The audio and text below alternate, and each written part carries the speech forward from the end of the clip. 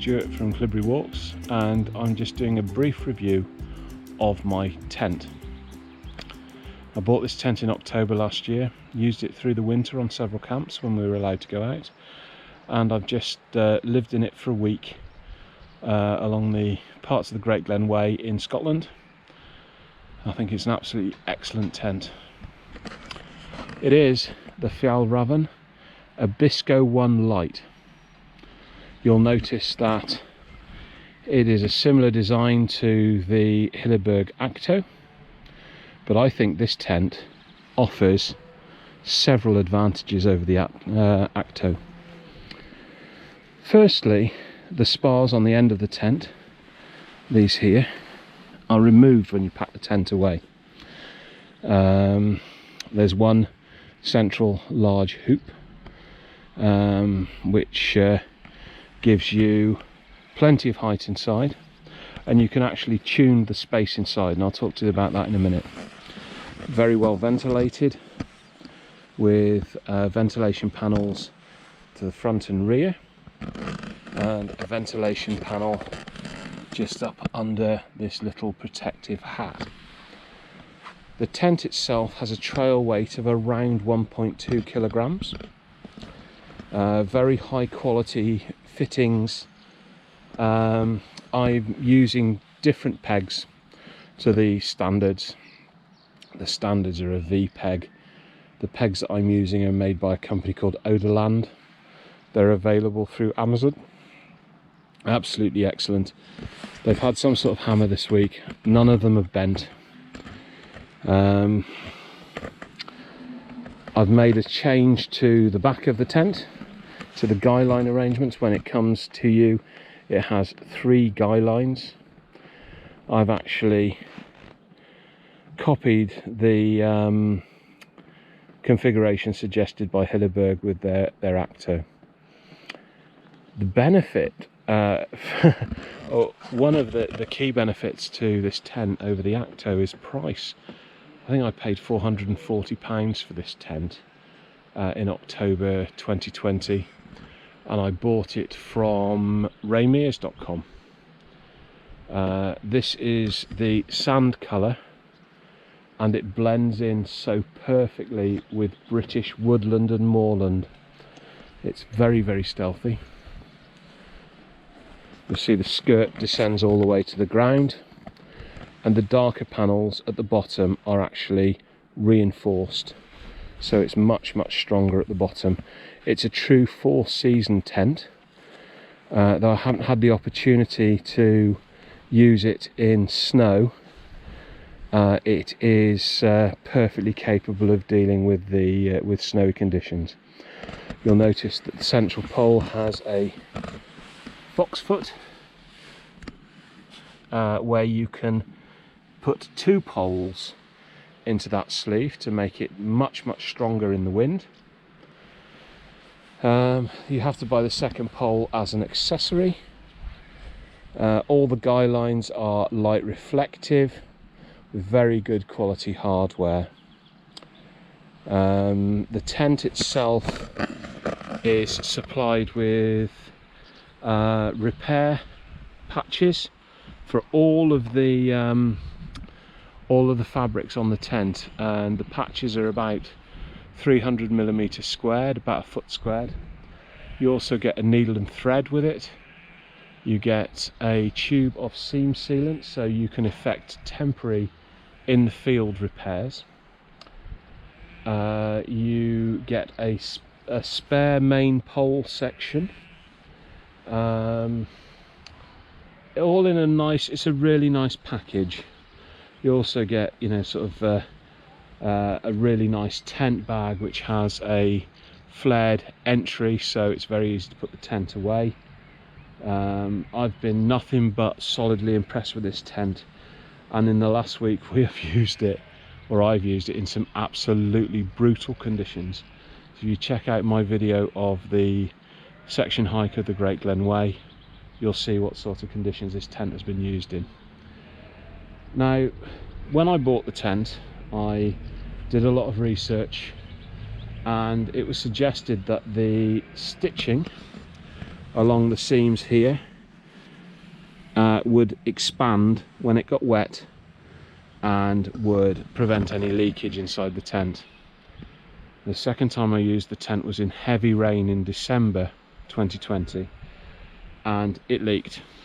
So I have sealed the seam here and the seam on both sides of this, inside and out, with Granger's seam sealing silicone. It's a watered down silicone product and it's proved to be absolutely excellent. At the moment I have got a teeny tiny leak here, so when I get back I'll put the tent up in my garden and I'll seam seal that section again just to sort it. But I'm talking about a drip every 30 seconds, so it's virtually nothing. So what I'll do, I'll open the door and we'll move inside and you can have a look at the features inside the tent. So here we are with the door of the tent open. You'll notice here at the bottom of the hoop there is a tensioning band with a ladder lock on it. Now, tensioning that band will increase the height of the hoop in the centre, and that will give you a slightly smaller vestibule area but more headroom inside the tent.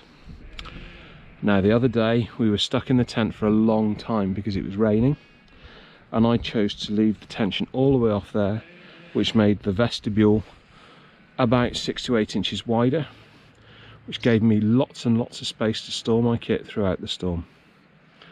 But you can change that when you pitch the tent. So you will now notice that we've got several bits of cord running from the corners of the tent across and along the tent. There's also a piece of cord that goes across the door. Those allow you to move the or to pitch the tent with the correct tension on it. It makes it a lot easier to pitch. Also, I'll just put this on the stand, you can use this here if you want to work in the vestibule. You can make the inner slide in and out, so you can increase or decrease the width of the vestibule. Now, this vestibule is massive, and my Osprey Ether 65 rucksack tends to go in there, no trouble at all, and then I have all my admin area here. Absolutely brilliant. The door itself goes halfway along the tent. It's easy to get in and out of.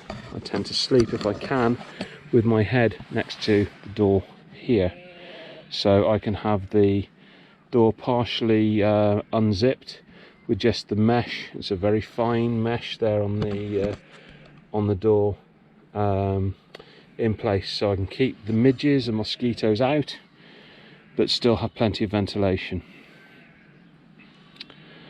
Now we'll hop inside the tent and I'll show you a few of the features. So here we are inside the tent. I'm a big geezer and I've got plenty of space. There is a line here to hang stuff to dry or your tent light. There's also a little mesh pocket here for you to actually put a lantern in. Furthermore, we have mesh pocket there. And just turn over and move the quilt out of the way, and 2 mesh pockets there. The other really brilliant feature is that I can open a zip there and gain access to the ventilation panel outside. So you can change the ventilation on the tent as you're actually in it, rather than having to nip outside to do it, which is fantastic. I have purchased the Fjallraven footprint for this tent. You might recall, if you follow my videos, I made a footprint for it through the in the early winter, sorry. But being me, I really wanted the proper Fjallraven one, and it's an incredible addition to the tent. It's probably about 150 grams but what it gives you, it protects the bottom of your tent. It gives you a dry area to work in your vestibule, and many occasions this last week I've been cooking in this vestibule, lying down in this position, and that's been absolutely brilliant. They also claim that it minimises the amount of condensation in the tent. And therein lies one of the downsides to this tent to a lot of the four-season mountain tents that people tend to use, like the Fjallraven Abisko, the Fjallraven Sulu designs, because they are designed with their skirts going right down to the floor, like this here. Ventilation can become an issue, and I have had a problem this week with condensation. It's been difficult to manage. The easier way of dealing with it has been pitching an area with lots and lots of wind blowing, and that will make sure you stay condensation free. But generally speaking, I absolutely love this tent. It's fantastic. It does everything I need it to do. For summertime, you can purchase a full mesh inner. Unfortunately, they're very, very difficult to get hold of at the moment because stock's limited. Premium quality tents are difficult to get hold of right now, but I'm going to have a word with the local supplier, probably Trek It in Hereford, who are Fjallraven dealers, and see if they can't get hold of one for me.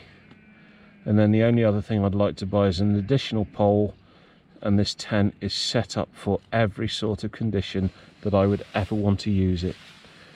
And the benefit of it is it only weighs 1.2 kilos, whereas a Lanshan 2 is about 1.1.